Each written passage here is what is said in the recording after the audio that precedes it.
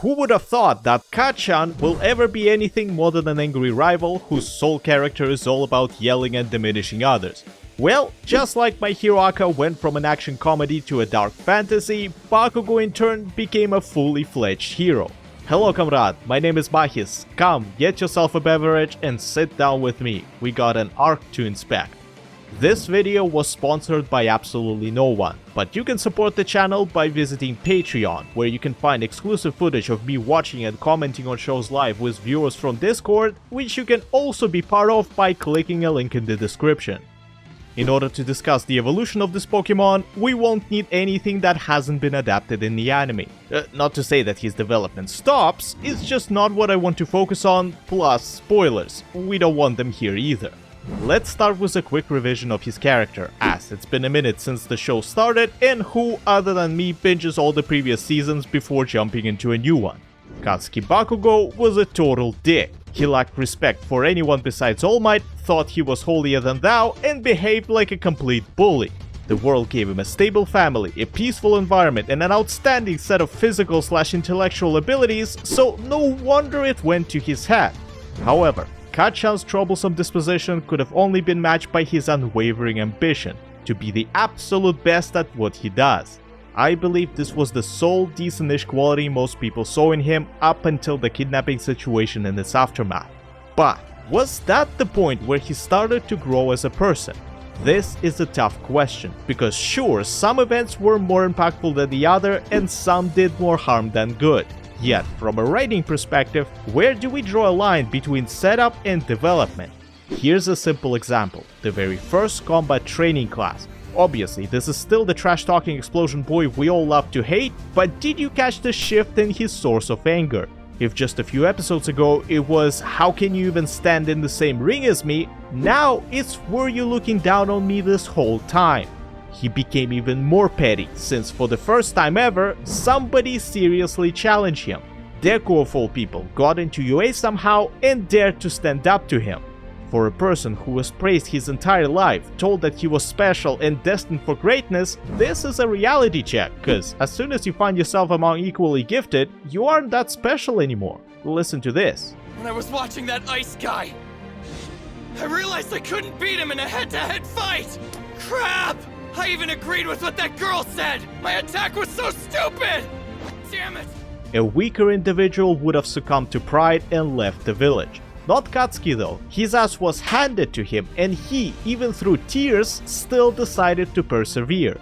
That's a main character trait there, a sign of future growth, hence why the episode is called Bakugo's Start Line. Here's our given. Kachan is extremely prideful, his ego is through the roof, his attitude leaves a lot to be desired, while simultaneously he has skills to back that up, ability to recognize other people's strength, and will to become number one. This is further solidified during the sports festival. Remember how he antagonized everyone and said that he is going to win? None of that was an insult, maybe extras was, but he meant what he said. Bakugou wants an absolute victory, he always does, and in order to achieve it, others need to know of his intentions so they can pose a challenge worthy of overcoming. He respects this kind of people, and the highest honor he can bestow upon such person is calling them by their name. There are a few characters like that. Uraraka, for example. Yes, a shy girl who can make things weightless earned his admiration with sheer tenacity during their one-on-one. Then you hear Kirishima, Todoroki, Tokoyami, and you realize that Great Explosion Murder God Dynamite is not a total dick, he's a dick with standards which he equally applies to himself. This part becomes painfully apparent during his and Deku's fight against All Might, where his arrogance and pride eclipse common sense, setting him on a self-destructive path towards his goal. Quite a familiar sight, isn't it? We'll definitely come back to this later. For now, we are at Kachan's lowest point, which I'll argue is a change and part of his development. Not the good kind, but that's where it starts.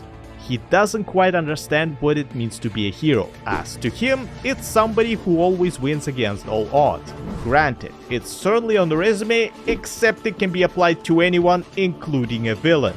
Heroes are not the ones who just save people, it's the ones who save their hearts too. That's why All Might was always smiling and arriving on the scene with his favorite catchphrase, Literally, this shit is straight out of the Bible, cause the first thing any angel says upon meeting a human is fear not! Well, it's only natural to shit a few bricks when you see this coming, but I digress.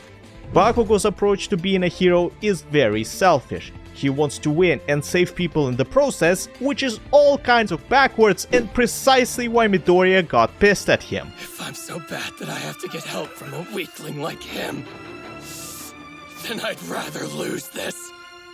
What he just said means that he'd rather fail and let people die than accept help from somebody weak, which led to Deku scolding him for the first time.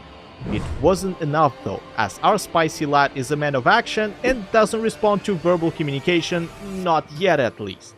Can you blame him for that? He was raised in an environment where a soft-spoken dad was overshadowed by a much more expressive and physical mother. It's not abuse, not by a long shot, it's just an abnormal upbringing that formed his current behavioral patterns. He gets loud quickly. Hell, I do when I get excited. It doesn't mean that I'm mad, even though most people think that I am. Then he's passionate about everything he does, and one ass whooping means more to him than 100 words.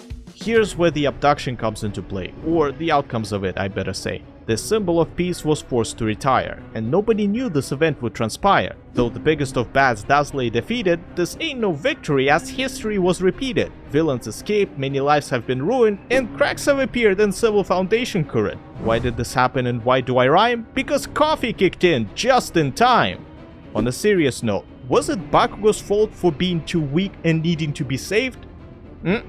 It could have been anyone else from joint training or none at all, and the operation would have still taken place thanks to Momo's tracking device. However, our boy felt responsible because he was there, cornered and in a way unable to get out on his own. Two lessons were taught to him that night. First, it's okay to accept help, as sometimes you can't deal with everything yourself, and second, saving people is a priority, as if All Might went straight for Papa Shigaraki and ignored those in trouble, he wouldn't have been called a hero. Naturally, he doesn't wake up the next day as a new person. Mind needs to process what happened, it takes time for things to settle, and Kachan was never the one to wear feelings on his sleeves anyway.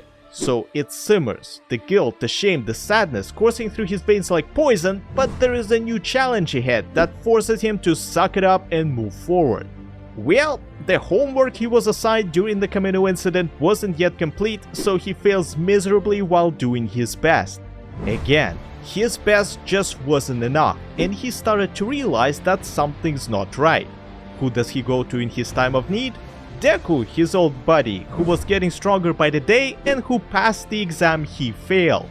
Initially, he started with a rational explanation of recent events, which is a testament to his intellect by the way, then resorted to the only means of communication he understands, and finally let all of his emotions out. This was a completely new experience for Bakugo, and him saying, "I don't know what to do," marked a turning point for his character. Everything he has been through started to sink in an orderly fashion. Once more, his development didn't start here, it's his improvement that began. From a writing perspective, this is far more interesting, as it removes repetition and gives time for other characters to develop. Think about it this way, Midoriya started as a hero at heart and had to work on everything else. Ida is a good person overall who let hatred take over for a bit. Shoto was pretty mean and slowly improved, while Katsuki got worse since the start of the show, only to be brought up later with a satisfying payoff. Speaking of which, the latter half of the show often causes a cognitive dissonance in some viewers in regards to our boy's changes. If in Season 4 he was more or less the same character we know, Season 5 version of Bakugo is way more mature and less self-centered. Where did it come from?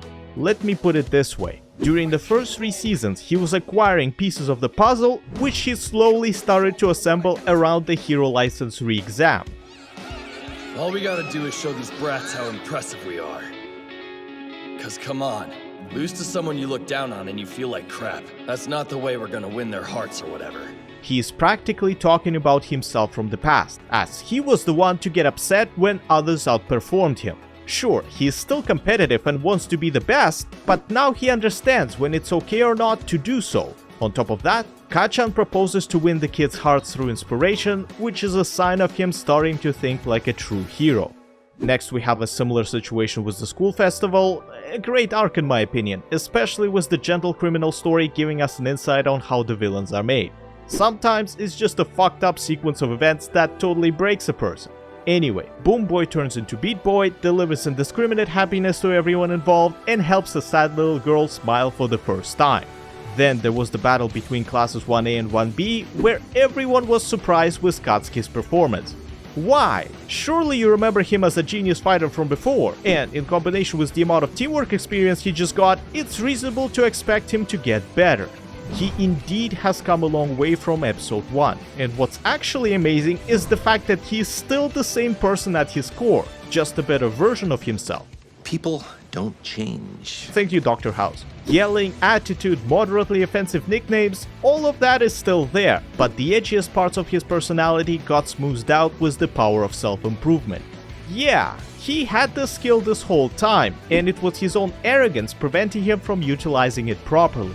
With the newfound self-awareness and the ability to recognize his own flaws, Bakugo quickly dealt with most of his shortcomings and went to Endeavor's agency to find out what he was missing. A quick reminder, it took a few decades for the Flame Daddy to do the same thing, which further proves how mature this dude got and leads me towards the point where he came full circle. My body just moved on its own.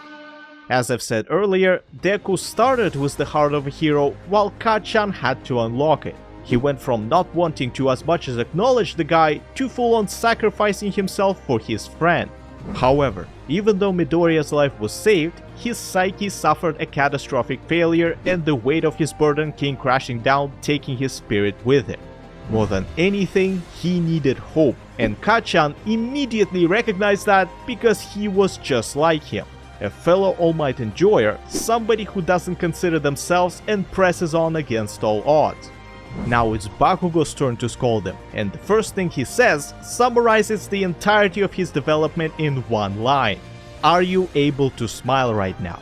Which roughly translates into, sure, you're saving lives right now, but is this a face of a hero?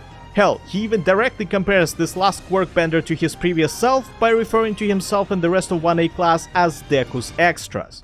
Moreover, this is about the only time we hear talk no jutsu coming from Katsuki. Although, since he hasn't quite mastered it yet, some recreational ass whooping was still required to reinforce his words.